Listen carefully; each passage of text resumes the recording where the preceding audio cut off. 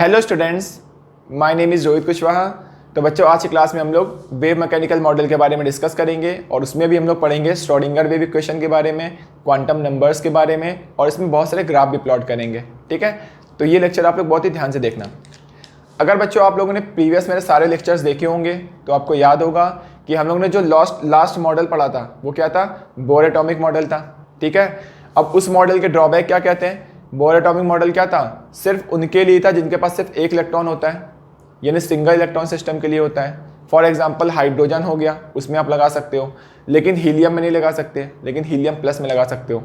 वैसे लिथियम में आप नहीं लगा सकते बोर मॉडल, लेकिन लिथियम +2 में लगा सकते हो। ठीक है, क्यों? क्योंकि वहाँ पे हम लोगों ने सिर्फ अट्रैक्शन फोर्स कंसीडर किया था, जबकि एक से ज़्यादा इलेक्ट्रॉन होंगे तो वहाँ रिपल्शन भी होगा, जो कि वहाँ पे कंसीडर नहीं किया गया था। ठीक है, चलो अच्छी बात है।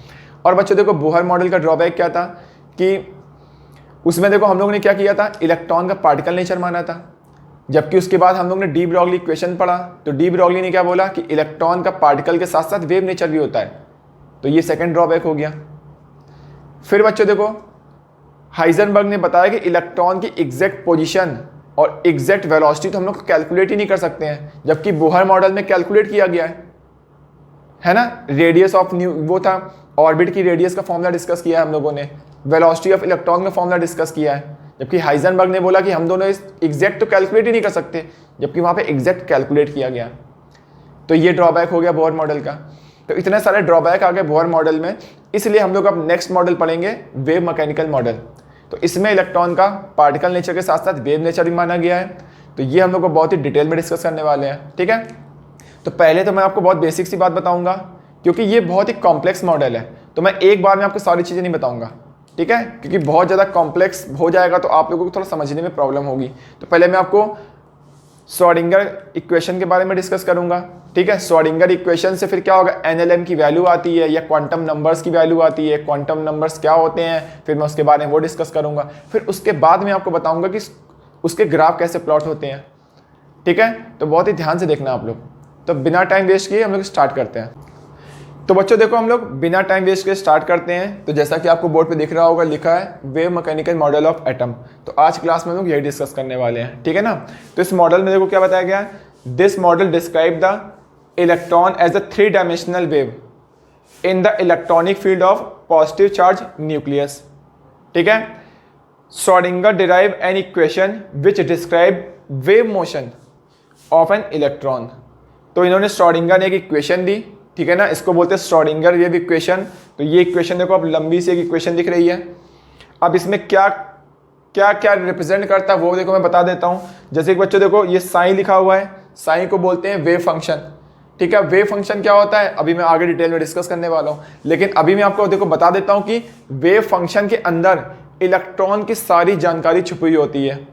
यही वेव फंक्शन सबसे ज़्यादा इंपॉर्टेंट होता है। जो लिखा हुआ है ना साइन, ये क्या है, वेव फंक्शन लिखा हुआ है। समझ में आ गया? चलो बहुत अच्छी बात है। अब देखो यहाँ पे क्या लिखा है, पाई पता ही है आपको वैल्यू इसकी। एम मतलब मास ऑफ इलेक्ट्रॉन हो गया, इसकी वैल्यू भी आपको पता है। एच मीन्स हो गया प्लैंक्स कांस्टेंट, इसकी वैल्यू भी आपको पता है।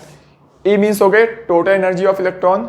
वी मतलब हो गया पोटेंशियल एनर्जी ऑफ इलेक्ट्रॉन, ये पोटेंशियल एनर्जी लिखा हुआ है। ठीक है ना, तो आप चाहो तो कैपिटल यू भी लिख सकते हो। साइन मतलब फिर सेम हो गया, वेव फंक्शन हो गया। तो ये टोटल एनर्जी ऑफ इलेक्ट्रॉन, ये पोटेंशियल एनर्जी ऑफ इलेक्ट्रॉन। अब बच्चों देखो, जब इस इक्वेशन को सॉल्व करते हैं तो इस इक्वेशन को सॉल्व करके एन, एल और एम की वैल्यू आती है। अब ये एन, एल, एम क्या होते हैं, तो ये होते हैं क्वांटम्स नंबर होते हैं। ठीक है ना, तो क्वांटम नंबर क्या होते हैं वो भी मैं डिस्कस करने वाला हूँ। अब इसको कैसे सॉल्व करते हैं तो ये वाली वैल्यू आती है। तो बच्चों इस इक्वेशन को कंप्यूटर से हम लोग सॉल्व करते हैं। और ये इक्वेशन कहाँ से आई ये हम लोगों को पढ़ना बिल्कुल भी नहीं है, क्योंकि ये इक्वेशन कहाँ से आई इसके बारे में कौन पढ़ता है, जो लोग पीएचडी कर रहे होते हैं वो लोग पढ़ते हैं। तो लोग इस इक्वेशन के ऊपर पीएचडी कर लेते हैं। तो हम लोगों को तो पीएचडी तो करना नहीं है, क्योंकि हम लोगों को ये चैप्टर कितने दिन पढ़ना है, सिर्फ 15 डेज में पढ़ना है। तो 15 डेज में हम लोग पीएचडी थोड़ा ना कर लेंगे, तो हम लोग को ज़्यादा डीप में नहीं जाना है। ठीक है ना। और ये इक्वेशन को कैसे सॉल्व करके एनएलएम की वैल्यू आती है ये भी नहीं पढ़ना है हम लोगों को। एनएलएम क्या होते हैं, ठीक है, अगर इसकी वैल्यू दी हो तो इसका मतलब क्या होता है, इसमें किस टाइप से क्वेश्चंस पूछे जाते हैं, ठीक है ना, वो सारी चीज़ें मैं डिस्कस करूंगा। ये वेव फंक्शन के ग्राफ क्या क्या होते हैं वो सारी चीजें मैं डिस्कस करूंगा। ठीक है ना, जो इस चैप्टर में पूछा जाता है आईआईटी जेईई और नीट में, सिर्फ मैं वही चीजें डिस्कस करूंगा, और जो चीजें नहीं पूछी जाती हैं, ठीक है ना, वो मैं डिस्कस नहीं करूंगा। तो ये इंपॉर्टेंट नहीं है, ठीक है ना, कि कहाँ से आया, लेकिन ये इक्वेशन इंपॉर्टेंट है, क्योंकि हो सकता है आपको एग्जाम में इक्वेशन दे दी जाए कि इसमें से कौन सी श्रोडिंगर वेव इक्वेशन है, 4 ऑप्शन दे दिया जाएगा, तो इसलिए आपको याद होनी चाहिए ना, तभी तो आप टिक कर पाओगे कि कौन सी श्रोडिंगर इक्वेशन है, कौन सी नहीं है। तो इसलिए आपको ये इक्वेशन याद होनी चाहिए, लेकिन ये कहाँ से आई ये इंपॉर्टेंट नहीं है यहाँ पर, ठीक है ना। तो आप लोग जल्दी से बच्चों इसको नोट कर लो, है ना। अब इस इक्वेशन को सॉल्व करके इन 3 की वैल्यू आती है, कैसे वैल्यू आती है ये भी इंपॉर्टेंट नहीं है, ठीक है ना। चलो बहुत अच्छी बात है, तो जल्दी से आप लोग इसको नोट करिए, क्योंकि बच्चों बहुत ही कॉम्प्लेक्स पार्ट है, तो इसको हम लोग थोड़े थोड़े पार्ट में डिस्कस करेंगे, है ना।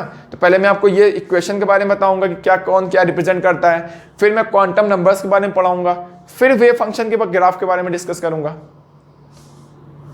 चलिए फिर इस बात में नोट कर लीजिए आप, इस इक्वेशन में किसका क्या मतलब होता है, देखो वो मैंने बोर्ड पे लिखा हुआ है। तो ये इक्वेशन दी हुई थी आप लोगों को, तो इस इक्वेशन में देखो मतलब क्या होता है, एक्स वाई जेड जो होते हैं वो क्या होते हैं, तुम्हारे कार्टेशियन कोऑर्डिनेट्स होते हैं, ठीक है ना। एम मीन्स होता है mass of electron, E means होता है टोटल एनर्जी ऑफ इलेक्ट्रॉन, ये वी लिखा हुआ है कैपिटल बी या फिर यू से भी लिख सकते हो, इसको बोलते हैं potential energy of the electron. H means होता है प्लैंक्स कांस्टेंट, इसको बोलते हैं wave function of the electron. और ये देखो साई स्क्वायर, देखो जैसे कि हम लोग बच्चों मैंने आपको बताया था कि इलेक्ट्रॉन की एग्जैक्ट पोजीशन और एग्जैक्ट वेलोसिटी हम लोग कैलकुलेट ही नहीं कर सकते हैं। किसने बताया था, ये हाइजेनबर्ग ने बताया था, और उसने एक मैथमेटिकल इक्वेशन दी थी, हाइजेनबर्ग अनसर्टेनिटी प्रिंसिपल दिया था, याद होगा आपको अगर लास्ट लेक्चर आपने देखा होगा तो, ठीक है ना। तो इलेक्ट्रॉन की जब हम लोग एग्जैक्ट पोजीशन और एग्जैक्ट वेलोसिटी हम लोग बता ही नहीं सकते हैं, तो अब हम लोग एग्जैक्ट नहीं बता सकते, इसका मतलब हम लोग वहाँ पे प्रोबेबिलिटी की बात करेंगे कि यहाँ पे इलेक्ट्रॉन के मिलने की प्रोबेबिलिटी ज़्यादा है कि इलेक्ट्रॉन के मिलने की प्रोबेबिलिटी यहाँ पे ज़्यादा है। क्या मेरी बात समझ में आ रही है। तो एग्जैक्ट हम लोग नहीं बता सकते, तो इसलिए हम लोग यहाँ पे प्रोबेबिलिटी टर्म का यूज़ करेंगे। तो देखो साइन मतलब होता है वेव फंक्शन, लेकिन साइन स्क्वायर का अगर तुम मॉड ले लोगे तो इसको हम लोग क्या बोलते हैं, probability of finding an electron with in A small space. और ये बहुत ही इंपॉर्टेंट चीज़ है, ये दोनों चीज़ें, ठीक है ना। तो इनके ऊपर मैं आगे चल के ग्राफ भी डिस्कस करने वाला हूँ, तो बिल्कुल भी टेंशन मत लेना आप, जैसे जैसे मैं बताता जा रहा हूँ सेम वैसे वैसा आप पढ़ते चले आओ, आपको कोई भी प्रॉब्लम नहीं आएगी। अगर आपको अभी भी कोई प्रॉब्लम आती है तो प्लीज़ कमेंट करके पूछ लेना, ठीक है। तो बहुत सिंपल सी चीज़ें हैं, तो इसको जल्दी से आप लोग नोट कर लीजिए पहले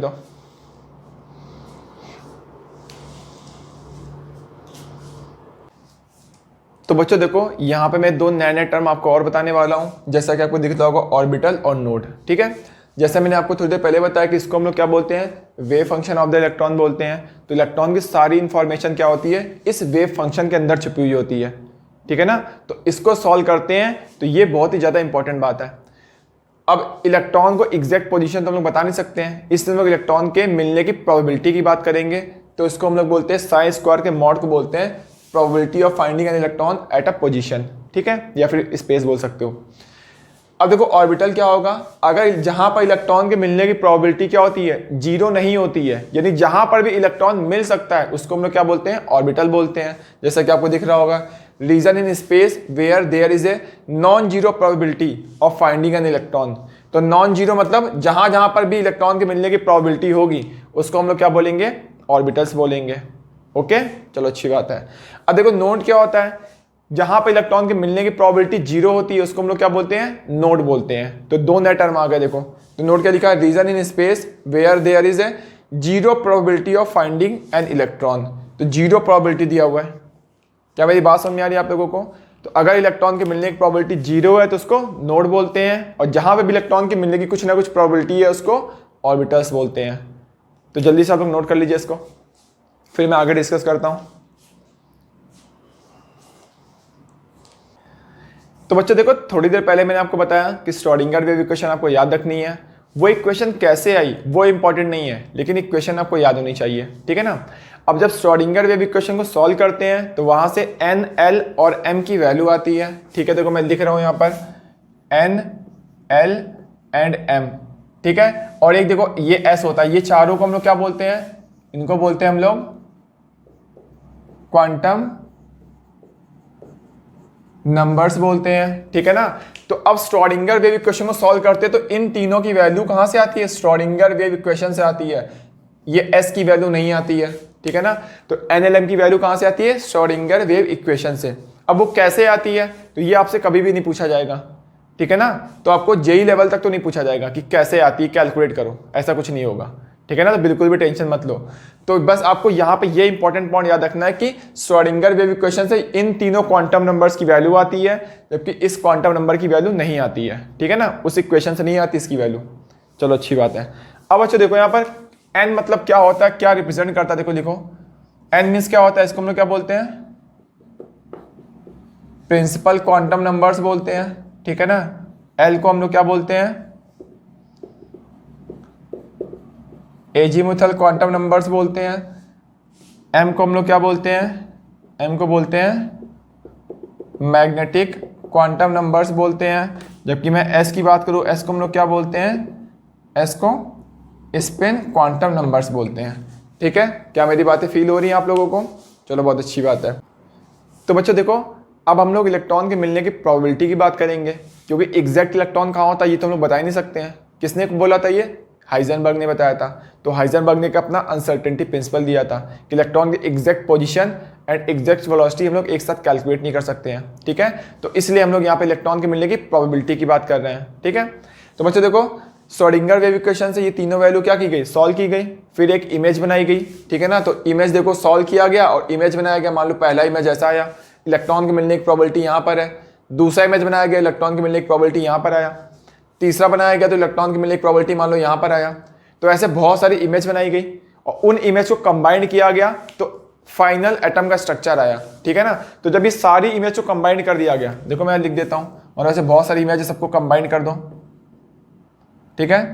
तो कंबाइन करने के बाद क्या होगा, देखो फाइनल देखो एटम का स्ट्रक्चर कैसा बना, देखो ध्यान से। तो बच्चों ये मैं ऐसे करके दिखा रहा हूँ, एक्सेस दिखाने के लिए मैं कर रहा हूँ। तो बच्चों देखो जैसे मैंने बोल दिया, ध्यान से सुनो इस बात को।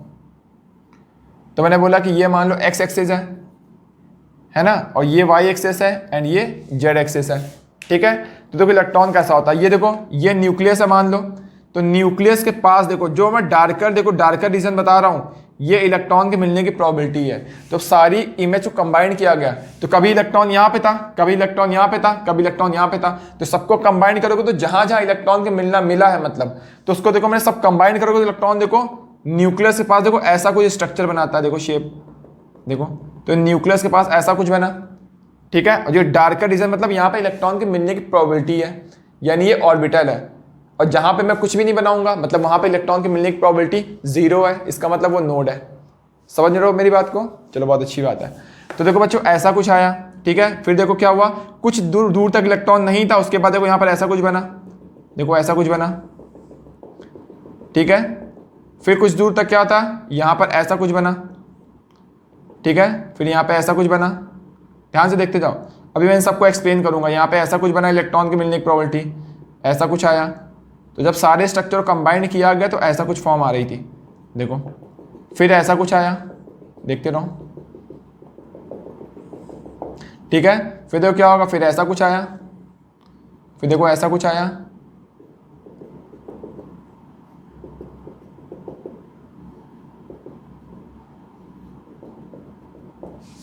ठीक है ना। तो देखो अभी मैं इसको और अच्छे से एक्सप्लेन करता हूं, तो पहले आप इसको जल्दी से नोट कर लो, उसके बाद मैं एक्सप्लेन कर रहा हूं आपको।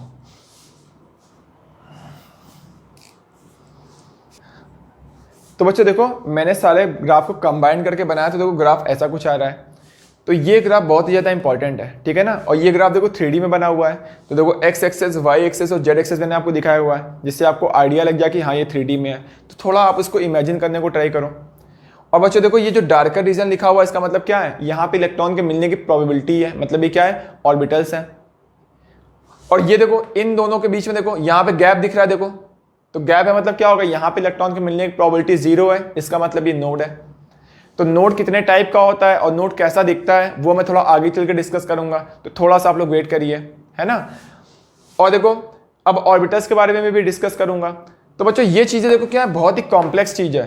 तो इसी को बहुत ही आसान भाषा में समझने के लिए इसको कई पार्ट में डिवाइड किया गया है। मतलब यहाँ पे जो टर्म इंट्रोड्यूस किए गए कौन कौन से किए गए हैं, एक तो शेल टर्म यूज़ किया गया है, फिर क्या यूज़ किया गया है, सबशेल के बारे में, फिर हम लोग इसी में अभी पढ़ेंगे क्या, ऑर्बिटल्स के बारे में, ठीक है। चलो अच्छी बात है। तो बच्चों देखो शेल बहुत ही ध्यान से देखना यहाँ पर। बच्चों ये देखो न्यूक्लियस है, न्यूक्लियस से लेकर यहाँ तक को इसको हम लोग बोलते हैं पहली शेल, ठीक है। फिर देखो इस वाले पार्ट से लेके इस वाले पार्ट को हम लोग क्या बोलते हैं, दूसरा शेल। फिर इस वाले पार्ट से लेके पूरा हम लोग क्या बोलते हैं, तीसरा शेल। तो जैसे जैसे एटम्स क्या होगा, जितने जितने क्या होंगे तुम्हारे एटम्स होंगे, उतने ज्यादा इलेक्ट्रॉन्स होंगे, उसका साइज बड़ा होगा, उतनी ज्यादा शेल होंगी। यानी शेल को हम लोग रिप्रेजेंट किससे करते हैं, एन से रिप्रेजेंट करते हैं। N means principal quantum number, जो कि मैंने थोड़ी देर पहले आपको बताया था, ठीक है। शेल को हम लोग बोलते हैं के शेल भी बोलते हैं, एल शेल बोलते हैं, एम शेल बोलते हैं, एन शेल बोलते हैं, ऐसे, ठीक है। बस ये रिप्रेजेंट करने का तरीका है। के शेल मतलब होता है N equal to 1 shell, L shell मतलब होता है N equal to 2 shell, M बोलते हैं एन इक्वल टू 3 को, एन शेल बोलते हैं एन इक्वल टू 4 को। तो ऐसे इनफाइनाइट शेल हो सकती हैं, क्योंकि जितने ज़्यादा एटम्स में इलेक्ट्रॉन्स होंगे उतनी ज़्यादा शेल बढ़ती जाएंगी, ठीक है। तो बच्चों देखो, जितना ज़्यादा बड़ा एटम होगा उतनी ज़्यादा शेल होगी। खैर हम लोग उसकी बात नहीं कर रहे हैं। तो शेल समझ में आई बात कि किसको रिप्रेजेंट करते हैं, चलो अच्छी बात है। अब देखो पहली शेल में देखो स्फेरिकल पार्ट है, तो स्फेरिकल पार्ट को देखो क्या बोलते हैं हम लोग, सब शेल बोलते हैं। तो जो स्फेयर टाइप का बना है उसको हम लोग क्या बोलते हैं, जो इसे स्फेयर टाइप का बना है उसको हम लोग क्या बोलते हैं, ऐसा बना हुआ है देखो, इसको हम लोग क्या बोलते हैं, इसको बोलते हैं एस सबशेल। सबशेल को हम लोग हमेशा एल से रिप्रेजेंट करते हैं, है ना। चलो अच्छी बात है। अब एल देखो मैं यहाँ पे बता देता हूँ। जो देखो स्फेरिकल पार्ट है, देखो ये स्फेरिकल पार्ट बना हुआ है ऐसे, देखो ऐसे करके बना हुआ है, अंदर ऐसे करके देखो बना हुआ है ना। तो इसको हम लोग क्या बोलते हैं, एस सबशेल बोलते हैं। चलो अच्छी बात है। अब अगर तुम देखो यहाँ पे देखो, ये वाला देखो ऐसा पार्ट बना हुआ है, एक ऐसा करके पार्ट बना हुआ है ना। देखो अगर तुम देखोगे तो देखो एक्स एक्सिस में देखो, तो ये वाला पार्ट देखो, ये वाला पार्ट और ये वाला पार्ट देखो क्या है, एक्स एक्सिस में बना हुआ है ना। देखो ये वाला, और ये वाला देखो वाई एक्सिस में बना हुआ है, वैसे ये वाला क्या जेड एक्सिस में बना हुआ है। तो इसको देखो हम लोग क्या बोलते हैं, इसको हम लोग बोलते हैं पी सबशेल, समझो, ठीक है। तो शेप के अकॉर्डिंग इसको डिवाइड किया गया है, समझ रहे हो। तो सबशेल को हम लोग एल से रिप्रेजेंट करते हैं, ठीक है। जैसे कि सबशेल क्या होती है, एस पी डी एफ, इसको हम लोग क्या बोलते हैं, ये सबशेल होती है। ऐसे S P D F G H I J बहुत सारी होती हैं, लेकिन अभी तक टोटल एलिमेंट कितने हैं, टोटल एनसीईआरटी के अकॉर्डिंग 118 एलिमेंट है। 118 एलिमेंट क्या होते हैं, इतने सबशेल तक फिलअप हो जाते हैं। अभी मैं आपको समझाऊंगा, ठीक है ना। तो ये सब सबशेल होती है, इसलिए इसको हम लोग ब्लॉक भी बोलते हैं। तो हम लोग पढ़ते हैं, एक एस ब्लॉक एलिमेंट पढ़ते हैं, पी ब्लॉक एलिमेंट पढ़ते हैं, D block element, F block element. देखना पीरियोडिक टेबल बनी होगी आपके पीरियोडिक, उसमें क्या बोलते हैं क्लासिफिकेशन ऑफ एलिमेंट चैप्टर में, तो उसमें ब्लॉक्स के बारे में पढ़ा हुआ हम लोगों ने। तो ये मैं धीरे धीरे आपको बताऊंगा, आपको बहुत अच्छे समझ में आएगा, ठीक है ना। तो उसको बहुत ही सिंपल में लैंग्वेज में कन्वर्ट करने के लिए इन सब चीज को इंट्रोड्यूस किया गया है। तो समझे, शेल थी और शेल के अंदर सबशेल होती है। तो पहली शेल के अंदर क्या था, सिर्फ एस होता है। दूसरी सबशेल में क्या होता है, एस होता है और पी होता है। समझ रहे हो मेरी बात को, फील आ रहा है सब कुछ, चलो अच्छी बात है। अब देखो सबशेल को तो एल से रिप्रेजेंट करते हैं। अब एल एस के लिए देखो एल की वैल्यू कितनी होती है, इसके लिए एल की वैल्यू 0 होती है।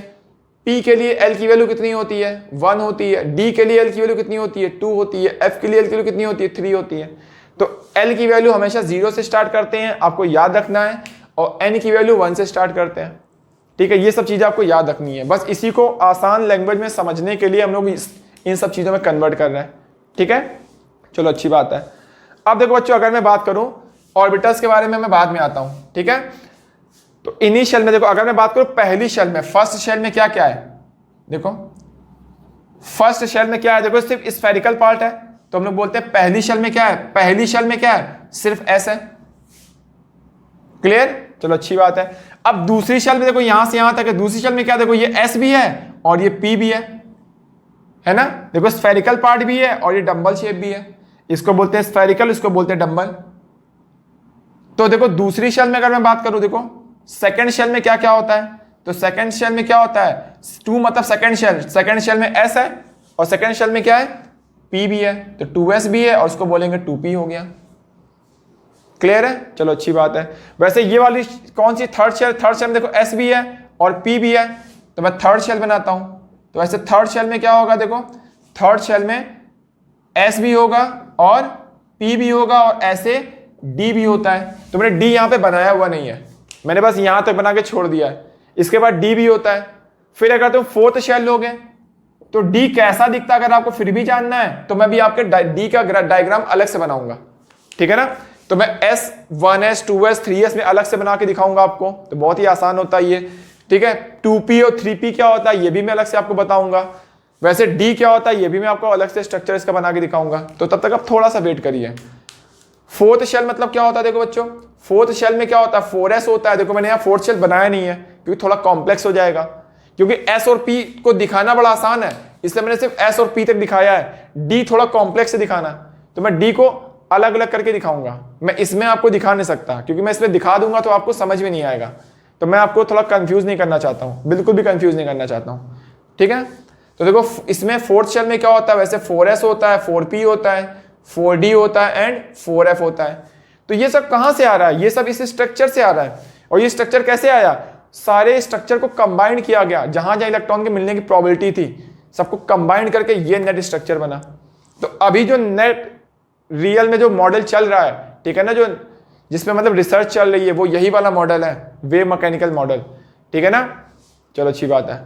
जैसे हम लोगों ने पहला मॉडल पढ़ा कौन सा, थॉमसन मॉडल, फिर रदरफोर्ड मॉडल, फिर क्या पढ़ा हम लोगों ने, बोर मॉडल, उसके बाद पढ़ा लास्ट में, अब यही हम लोग को यहीं तक पढ़ना है, वेव मैकेनिकल मॉडल। तो ये बहुत ज़्यादा इंपॉर्टेंट है और क्वांटम नंबर्स के ऊपर बहुत सारे क्वेश्चंस पूछे जाते हैं, ठीक है ना। तो बिल्कुल भी कंफ्यूज मत होना। तो जल्दी से पहले आप इसको नोट कर लीजिए, उसके बाद मैं आगे चलता हूँ। तो शेल समझ में आ रहा, शेल के अंदर सबशेल होती है और सबशेल के अंदर ऑर्बिटल्स होते हैं और ऑर्बिटल्स के अंदर इलेक्ट्रॉन होते हैं। समझो मेरी बात को, जैसे मैं आपको समझाता हूं। जैसे मैंने बोला कि आपकी बुक्स कहाँ रखी हुई हैं, तो आपका क्या होगा, घर होगा, घर के अंदर क्या होगा, रूम होगा, रूम के अंदर क्या होगी, अलमारी होगी, अलमारी के अंदर होगी बुक्स होंगी। तो घर हो गया, उसको शेल मान लो। घर के अंदर क्या हो गया, रूम हो गया, उसको सब शेल मान लो। रूम के अंदर क्या हो गया, अलमारी हो गई, उसको ऑर्बिटल्स मान लो। और ऑर्बिटल्स में क्या है, इलेक्ट्रॉन होते हैं, जैसे अलमारी के अंदर क्या है, बुक्स रखी हुई हैं। तो समझो इस बात को कि इलेक्ट्रॉन एग्जैक्ट कहाँ होते हैं। पहले मैंने आपको समझा कि ऑर्बिटल्स क्या होते हैं, जहां इलेक्ट्रॉन के मिलने की प्रोबेबिलिटी जीरो नहीं होती उसको ऑर्बिटल्स बोलते हैं, ठीक है। तो इलेक्ट्रॉन हमेशा ऑर्बिटल में रहता है, ठीक है। तो इसको देखो समझने के लिए शेल सबशेल टर्म का यूज किया गया। एक्चुअल में इलेक्ट्रॉन तो ऑर्बिटल में ही होता है ना। देखो यहाँ पे भी स्फेरिकल पार्ट है, यहाँ पे भी स्फेरिकल पार्ट है, यहाँ पे भी स्फेरिकल पार्ट है। अब इससे कंफ्यूज हो जाएंगे लोग, तो इसलिए इसको डिवाइड किया गया। तो पहले वाले स्फेरिकल को क्या बोला गया, फर्स्ट शेल है। दूसरे वाले स्फेरिकल से जो स्टार्ट है उसको सेकंड शेल बोला गया। तीसरे वाले स्फेरिकल से जो स्टार्ट हो गया जितना भी पार्ट, उसको बोला गया थर्ड शेल है। तो चौथा स्फेरिकल फिर आएगा, उसके बाद जो होगा वो क्या होगा, फोर्थ शेल होगा। तो पहले शेल में देखो सिर्फ स्फेरिकल और कुछ नहीं है। दूसरे शेल में स्फेरिकल के साथ साथ डंबल शेप भी है। तीसरे में देखो क्या होगा, स्फेरिकल के साथ साथ डंबल भी और डबल डंबल भी होता है, जो कि मैंने आपको दिखाया नहीं है यहाँ पर। समझ रहे हो बात, एक दूसरे सारी चीजें कनेक्टेड हैं और ये बहुत इंपॉर्टेंट चीज है, इसको मिस बिल्कुल भी मत करना। तो इलेक्ट्रॉन्स कहाँ होते हैं, शेल होती है, शेल के अंदर सबशेल होती है, सबशेल के अंदर ऑर्बिटल्स होते हैं, इलेक्ट्रॉन ऑर्बिटल्स के अंदर होते हैं। तो हम लोग धीरे धीरे वहां तक पहुंचेंगे, ठीक है ना। तो जल्दी से नोट करिए आप लोग।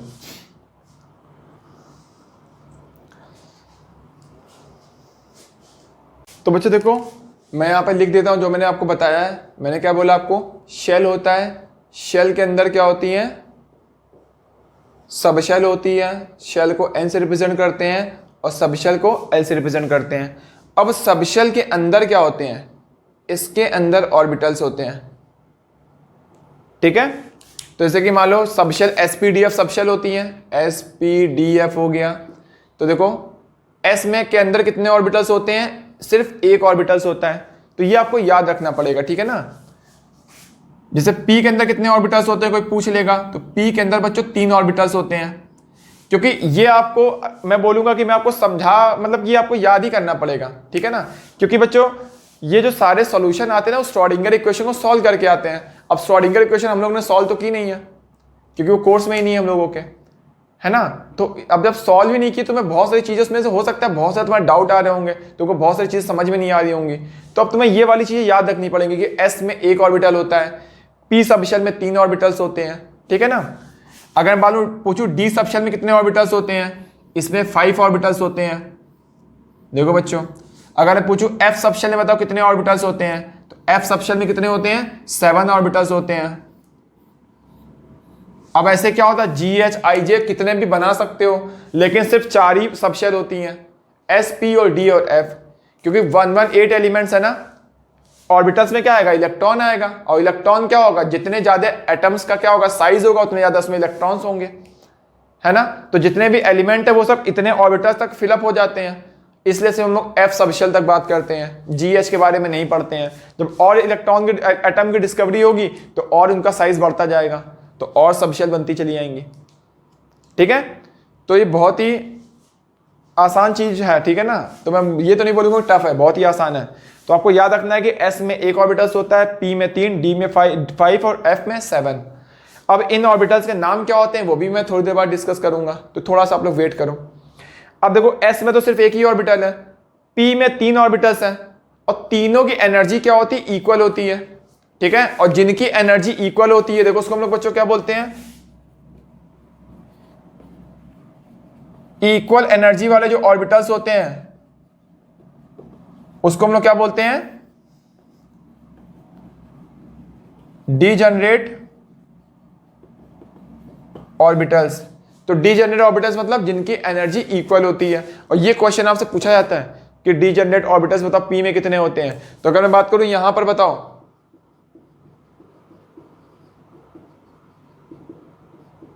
डीजनरेट ऑर्बिटल्स कितने होते हैं, पी में कितने होते हैं, पी में 3 होते हैं, डी में कितने होते हैं, डी में 5 होते हैं, एफ में कितने होते हैं, 7 होते हैं। मतलब इन सातों की एनर्जी क्या होती है, इक्वल होती है। इन पांचों की एनर्जी क्या होती है, इक्वल होती है। तो देखो शेल थी, शेल के अंदर सब शेल थी, सब शेल के अंदर ऑर्बिटल्स थे। अब हर ऑर्बिटल में 2 इलेक्ट्रॉन होते हैं मैक्सिमम। ऑर्बिटल के अंदर 1 इलेक्ट्रॉन भी हो सकता है, 2 इलेक्ट्रॉन भी हो सकते हैं, लेकिन 2 से कभी भी ज्यादा नहीं होते हैं। ठीक है ना। तो वैसे इस ऑर्बिटल में मैक्सिमम कितने इलेक्ट्रॉन आ सकते हैं, 2 इलेक्ट्रॉन। इस ऑर्बिटल में मैक्सिमम कितने आ सकते हैं, 6 इलेक्ट्रॉन, मैक्सिमम 6 आ सकते हैं। इस ऑर्बिटल में मैक्सिमम कितने इलेक्ट्रॉन आ सकते हैं, 10 इलेक्ट्रॉन आ सकते हैं। इस ऑर्बिटल में मैक्सिमम कितने आ सकते हैं, 14 इलेक्ट्रॉन आ सकते हैं। क्या मेरी बात समझ में आ रही है? चलो बहुत अच्छी बात है। तो जल्दी से आप लोग इसको नोट कर लीजिए पहले तो कंफ्यूज बिल्कुल भी मत होइएगा, ठीक है।